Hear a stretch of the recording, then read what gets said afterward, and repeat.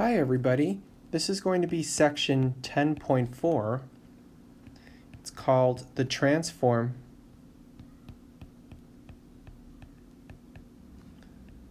of derivatives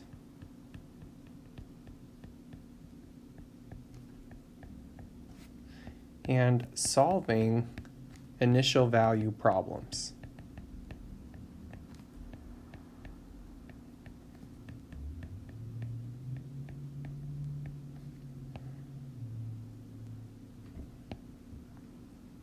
So we are almost at the point where we can use the Laplace transform to solve initial value problems, but we're not quite there yet because we don't know how to apply the Laplace transform to the derivative of a function.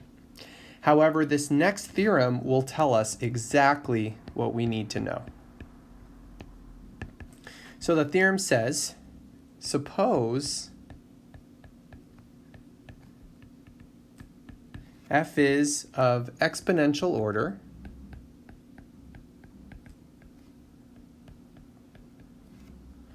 on 0 to infinity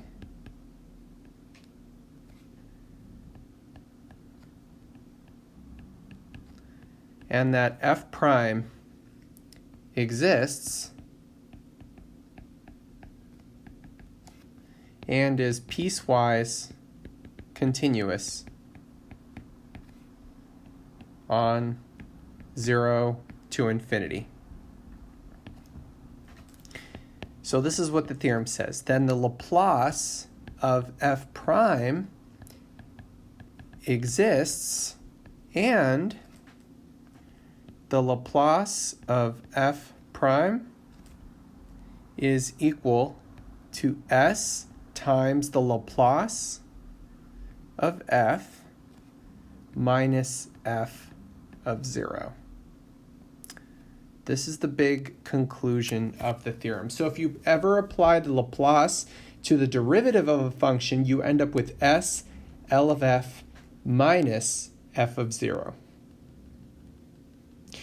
So I'm going to prove this just because it's important to know where this theorem comes from. It really does come from the definition of the Laplace. So here is our proof. So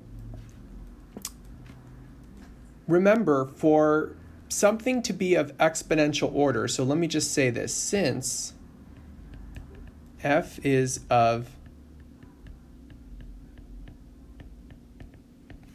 exponential order, there exists capital M and an alpha such that the absolute value of f is less than or equal to me to the alpha t. Okay? This is important because we are going to use this later on. All right? This is important. It's part of the hypothesis, okay? So then, let's try to apply the Laplace to f prime given the definition, right? So what is the Laplace of any function? Remember, it's the integral from 0 to infinity of e to the negative st times the derivative, times the function. However, since we're taking the Laplace of f prime, I need to stick an f prime in there instead of the usual f, right? So this is what I have. So now what I'm going to do is I'm going to use integration by parts to rewrite this in terms of f. So here's how I'm going to do it, okay? I'm going to let u equal e to the negative st, and the dv in parts is equal to f prime of t dt. So this gives me that du is equal to negative s e to the negative st, and then this gives me that v is equal to f of t. So by the right side, by the integration by parts formula, this means that the Laplace of f prime is equal to uv, so that's e to the negative st times f of t, and remember, we're going from 0 to infinity, and I know we're not actually plugging in infinity. We're going to do a limit in a second, okay? Minus the integral of v du. So the integral of v du. So what do we get in there? We get s e to the negative st f of t dt. Of course, this becomes a plus, right? Because the s is negative. All right? And so we're also going from 0 to infinity here. So this is just the integration by parts formula. Okay? All right. So what do we end up with here? So in order to evaluate the guy on the left here, what I would like us to do is think about the fact that because f is exponential, we're now going to use this inequality right here, okay? So what I just underlined implies, so let me just say, but that absolute value gives me the following. Isn't it true that me to the alpha t, or negative, is less than or equal to f of t is less than or equal to m e to the alpha t, right? This is true. That's just what's given, right? And so what I'm going to do is I'm going to multiply this inequality, the entire thing, by e to the negative st. So if I do that, I end up with the following. I get negative m e to the alpha minus s times t. So, sorry, let me write down what I'm doing because I said it, but I didn't write it down. So look, this is what I'm multiplying all three parts of this inequality by. And by the way, that's a positive thing, right? E to the negative anything is still positive. So I get that is less than or equal to this, which is less than or equal to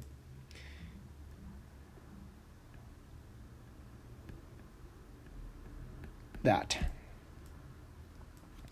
Okay, but what happens if we apply the limit as t goes to infinity of this?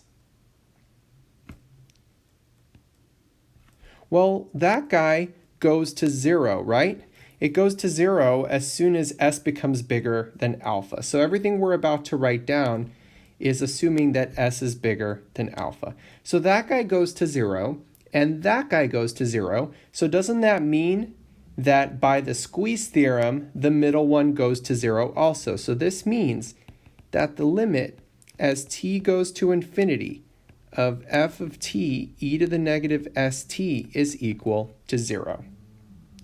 Why does that matter? Because if we come back up to here, this means that when you plug infinity in, remember that's just the limit as t goes to infinity of that guy, and so that whole thing becomes 0.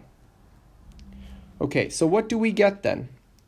This means that the Laplace of f prime is equal to 0 minus, and if we plug in actual 0 for t, we actually get f of 0 plus, and then what do we get for the second part? Well, can't I pull s out of the integral?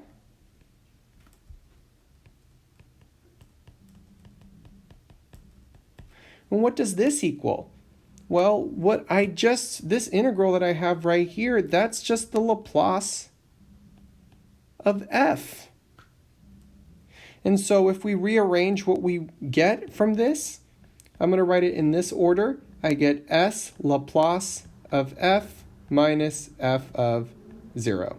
And we're done proving the theorem, right? That's exactly what the theorem said. Okay? So again, let me write down the conclusion here, okay? What we've learned. So the theorem says that the Laplace of the derivative of f is equal to s times the Laplace of f minus f of 0. So can we do this again? Oh, by the way, before we move on, I want to actually give this guy, well, So this is written in the table in the book as the transform of the derivative. So now we know how to take the Laplace transform of the first derivative. But what about the second derivative? Well, we can extend the logic to find the Laplace of f double prime. So how would that work? Well, what would the Laplace of f double prime be? Well, if we apply that theorem, isn't that like replacing the f in there with f prime? So that means that this becomes s Laplace of f prime minus f prime of 0, right? Okay. But what does this guy become? Well, now we can use the theorem again on this. So doesn't this become s times s Laplace of f minus f of 0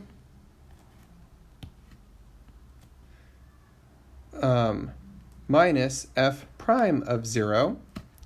And so what we end up with is the following. This means that the Laplace of f double prime is equal to s squared times the Laplace of f minus s f of 0 minus f prime of 0. So there you go. We've just used the theorem to figure out how to take the transform of the second derivative.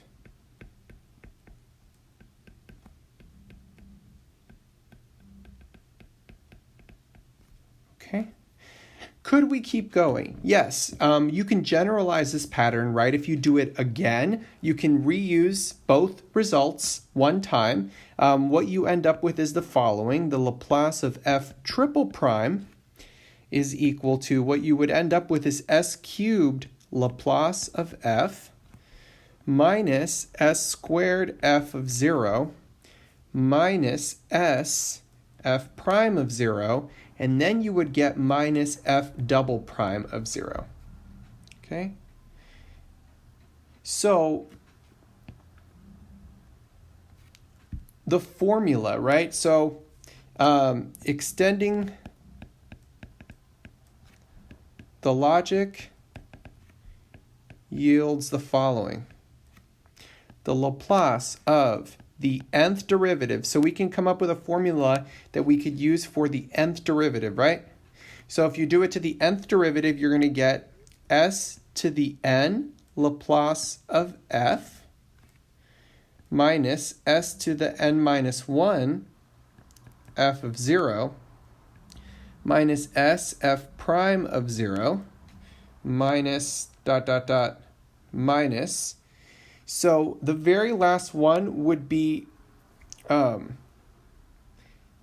s f.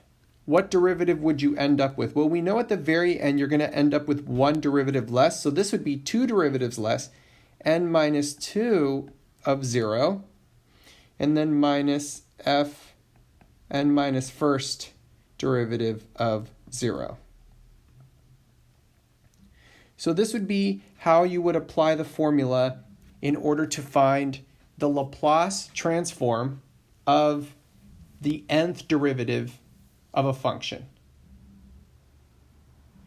Now, I boxed this, but in reality, I want to put a star around these two. Okay, these are the two that you're going to use the most, right?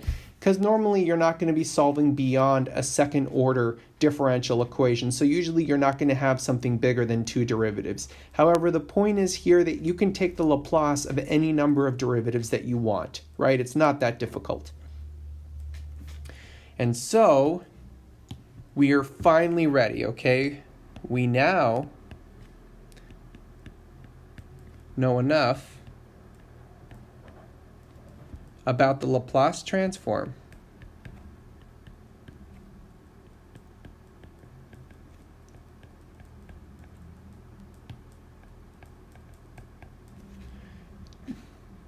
to use it to solve an initial value problem. Okay, so what are the steps? By the way, these are going to be the steps that we're going to use for the remainder of the chapter, okay? It's just that we're going to learn more and more tricks and types of functions that we can apply the Laplace transform to. So here are the steps, okay? The first step, when you have your initial value problem, step one is to take the Laplace transform of the initial value problem, okay? So you take the Laplace transform, and what you want to do is you want to use the above theorem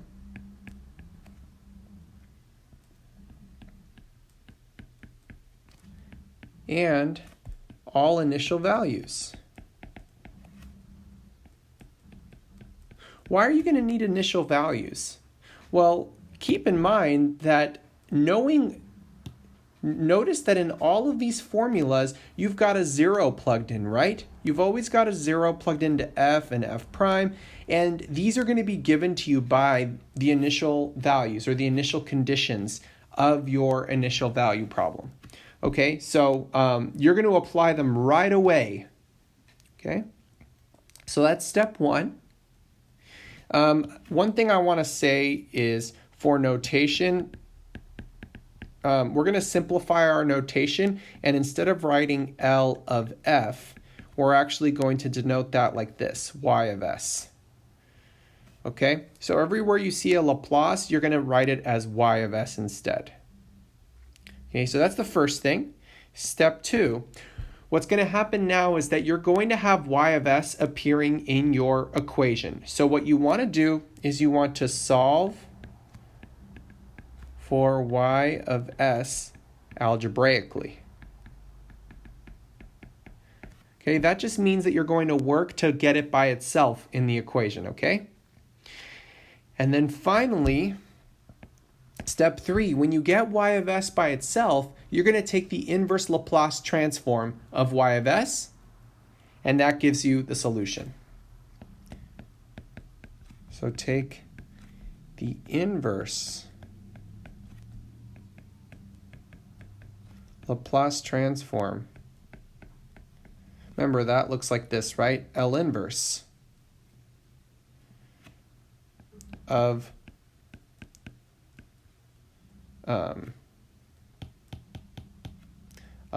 y of s in order to get the solution y of t of the initial value problem. Okay, so these are the three steps. It's actually pretty neat that we can solve initial value problems using just 3 steps. It can be quick, however, I should point out that the solving for y of s part algebraically, steps 2 and 3 can get algebraically nasty, okay? So you need to really practice your algebra carefully, and you'll see that we may have to use partial fraction decomposition when we're doing the Laplace inverse, okay? All right, so let's do some examples. So example,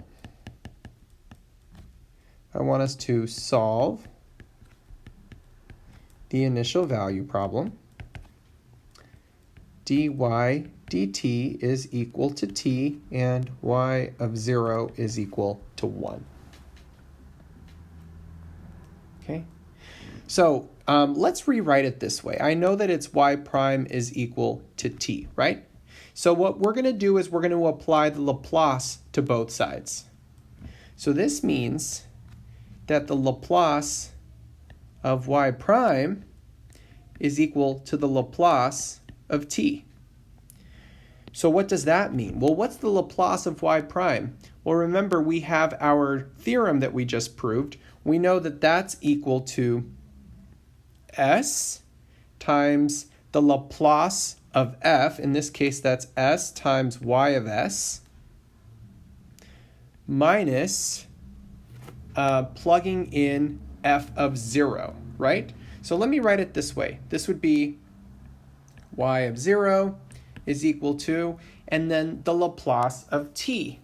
What is the Laplace of t? So recall that the Laplace of t is actually equal to 1 over s squared, right? So this is going to be 1 over s squared. Okay, but what's y of 0? Y of 0 is just 1, and so we can rewrite it like this. This means that s times y of s minus 1 is equal to 1 over s squared. So this is what, we're done with step 1 here. This is what it means to apply the Laplace transform to both sides. And now, step 2 is to solve for y of s algebraically. So I'm going to move it over. I'm going to do that by first adding 1 to both sides. I get s times y of s is equal to 1 over s squared plus 1, which is the same as s squared plus 1 all over s squared. And then we're going to divide both sides, or multiply both sides by 1 over s. And so this gives us y of s is equal to s squared plus 1 over s cubed. Okay? So we have s squared plus 1 over s cubed. This is the same, by the way, as 1 over s plus 1 over s cubed. So finally, we apply the Laplace inverse to both sides. So what does this mean? So applying Laplace inverse to both sides, we get little y, so y of t is equal to, we want to do the Laplace inverse of 1 over s plus the Laplace inverse of 1 over s cubed. So if we look at our table, the Laplace inverse of 1 over s is what? You've got to work backwards on the table. 1 over s means that n is 0, right? And so that would just be t to the 0, which is 1. So this gives us 1 plus, and what's the Laplace inverse of 1 over s cubed? This means that s cubed, that means that n is 2. And so we would get 1 over 2 factorial times t squared. 1 over 2 factorial t squared. But this is the same as, so if we rewrite our answer here, this means that y of t is equal to 1 plus 1/2 t squared. And that's our solution to the initial value problem. Isn't that interesting that when you solve an initial value problem using the Laplace transform, you actually use the initial condition at the beginning rather than using it at the end, right? So could we have done this problem without Laplace? Well, of course, this was a really easy IVP. So how would you do it without Laplace? Without Laplace. Well, remember, this was our problem. We had dy dt is equal to t, and y of 0 is equal to 1, right? And so this is separable, so I'm going to write it this way. And so if we integrate both sides, this gives us y is equal to 1/2 t squared plus c. And then using our initial condition, we get 1 is equal to y of 0, which is equal to 0 plus c. In other words, c is 1. And so we get that y of t is equal to 1/2 t squared plus 1. You notice that we got the exact same answer, right? Now, of course, a problem like this is probably easier without Laplace, but this was our first example just to demonstrate how to do a problem. And you guys see that we got the exact same answer using Laplace and not using Laplace, right? But we're now going to get a little more complicated, okay? So for our next example, I want us to solve the initial value problem, and it's going to be y double prime minus y prime minus 6y is equal to 0, and y of 0 equals 1, y prime of 0 equals 2. Okay, so what we're going to do is we're going to apply the Laplace of the left side, okay? So what does this give us? So what would the Laplace of that guy be? So we're going to do the Laplace of the left side, and remember, by linearity, I know it's going to be this.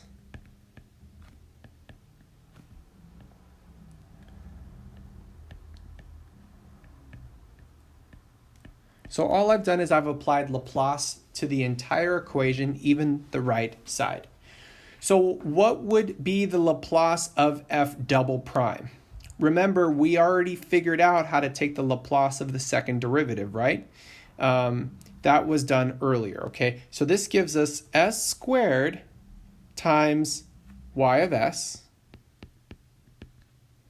minus s times y of 0. What is y of 0? It's 1. Okay, and then minus y prime of 0. So minus 2. So again, this is y of 0, and this is y prime of 0. Okay, so I just use the theorem there, okay, and then I have minus 6, oh no, sorry, I'm not there yet, minus the Laplace of y prime. Well, remember what the Laplace of y prime is, right? This was s y of s minus s of 0, right? So it's going to be s y of s, and then you get minus y of 0, but I have a minus in front, so that becomes plus 1. Okay. So again, this is y of 0. And then I have minus 6. The Laplace of y is just y of s is equal to, the Laplace of 0 is just 0. Okay, so this is what I get, okay? Again, I applied both of these. Let me go back, just so we're not confused here. I applied both of these starred things on this page, okay? That's how I did the Laplace of y prime, and then I did the Laplace of y double prime. However, just be careful here because we subtracted, again here, this is, we subtracted sy of s minus y of 0, right? And this is why it became a plus, because minus the minus, right? Okay, so what do we get now? Well, how do you solve algebraically for y of s here? Well, first you've got to move everything that does not have a capital Y to the other side. So what does this give us? I'm also going to factor the y of s out of the stuff that does have a y of s, right? And so if you take a y of s out of these underlined guys, this guy, and this guy, I end up with s squared minus s minus 6, right? And what does this equal? I'm going to move everything else to the other side. So remember, I have a minus s minus 1. So on the other side, it becomes s plus 1. So I'm almost done here. This means that y of s is equal to s plus 1 divided by, before I divide by this guy, understand that this factored guy is s minus 3 times s plus 2. So I divide by that whole thing, and this is what I end up with. S minus 3 times s plus 2. Okay? Now I need to apply the Laplace inverse to the whole thing, right? So this means that y of t is equal to the Laplace inverse of s plus 1 over s minus 3 times s plus 2. How do you apply the Laplace inverse to that? That doesn't look like any formula that we know. Well, of course, as you guys remember from the homework, the trick here is to use partial fraction decomposition on this, okay? Because we can do it to the individual fractions once we break this thing up. So what I want to do is I want to use partial fraction decomposition on this, and I want to rewrite s plus 1 over s minus 3 times s plus 2. We know that this is equal to a over s minus 3 plus b over s plus 2. So if we multiply the whole thing by the lowest common denominator, we get s plus 1 is equal to a times s plus 2 plus b times s minus 3. So if s is equal to negative 2, we end up with negative 1 is equal to negative 5b, which is the same as b is equal to 1/5. And if s is equal to 3, this is the same as 4 is equal to 5a, which means that a is 4/5. Okay? So what does this mean? This means that if we come back over here, this means that we want to take the Laplace inverse of what? So we had, remember we had 4/5, right? So it's 4/5 times 1 over s minus 3 plus 1/5 times 1 over s plus 2. But I know I can get this by taking the Laplace inverse of each term. So this ends up being 4/5 times the Laplace inverse of 1 over s minus 3 plus 1/5 times the Laplace inverse of 1 over s plus 2. But if you look at your table, we know how to take the Laplace inverse of these guys, right? The Laplace inverse of these guys is just e to that constant times t. And so this is equal to 4/5 e to the 3t plus 1/5 e to the negative 2t. So this is our solution to the initial value problem. Okay? A little bit more algebraically complex, right? Because we did need to use partial fraction decomposition. Please practice partial fraction decomposition because they show up a lot in these problems, okay? The goal, again, is to get your function to look like something that you know how to take the Laplace inverse of, right? Okay, let's do one more. By the way, without Laplace, how would we have done this problem? Maybe I can quickly remind you guys of this, right? Without Laplace, how would we solve this? Well, remember, what we were looking at was simply this, right? And then we also had y of 0 equals 1 and y prime of 0 equals 2, right? So we know that this factors into d minus 3, d plus 2, y is equal to 0. So we know that r is 3 and r is equal to negative 2. And so we know that y of t is equal to c1 e to the 3t plus c2 e to the negative 2t. And then, of course, you would use your initial conditions to figure out what c1 and c2 are, right? And so the only difference really between the two methods is, again, with Laplace, you use your initial conditions at the very beginning, And without Laplace, you use your initial conditions at the very end. Okay? Let's do another one.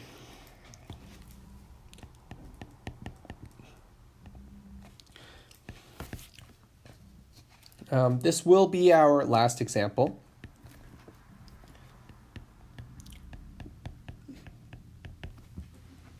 So this example is y double prime plus y is equal to e to the 2t. And our two initial conditions are y of 0 equals 0. And then our next initial condition is y prime of 0 equals 1. Okay. Notice, by the way, that this one is not homogeneous. So if we were to try to solve this, we would have to use the annihilator method, or we would have to use variation of parameters, right? But this would have a particular as well as a complementary function. Now, we are going to use Laplace, of course, and so we're going to apply the Laplace of all of this. Laplace of y double prime plus the Laplace of y is equal to the Laplace of e to the 2t.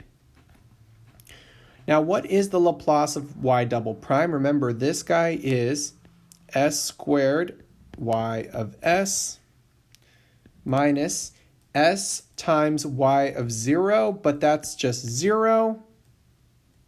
And then minus y prime of 0, so that's just 1. And then we have plus the Laplace of y, so that's y of s is equal to, what's the Laplace of e to the 2t? Remember, we have our little formula sheet, and that's just 1 over s minus 2, if you haven't memorized it yet, okay? All right, so again, use algebra here. We're going to factor a y of s out of those two terms. So this gives us y of s, not equals, but times s squared plus 1 is equal to, this is just 0, so it's gone. And so you end up with 1 over s minus 2 plus 1. Okay, 1 over s minus 2 plus 1. So then what do we end up with here? Well, if I multiply top and bottom of this by, s minus 2 over s minus 2 to get a common denominator, I end up with the following on the right side. It becomes s minus 1 over s minus 2. Now I'm going to divide both sides by s squared plus 1, and this gives us the following.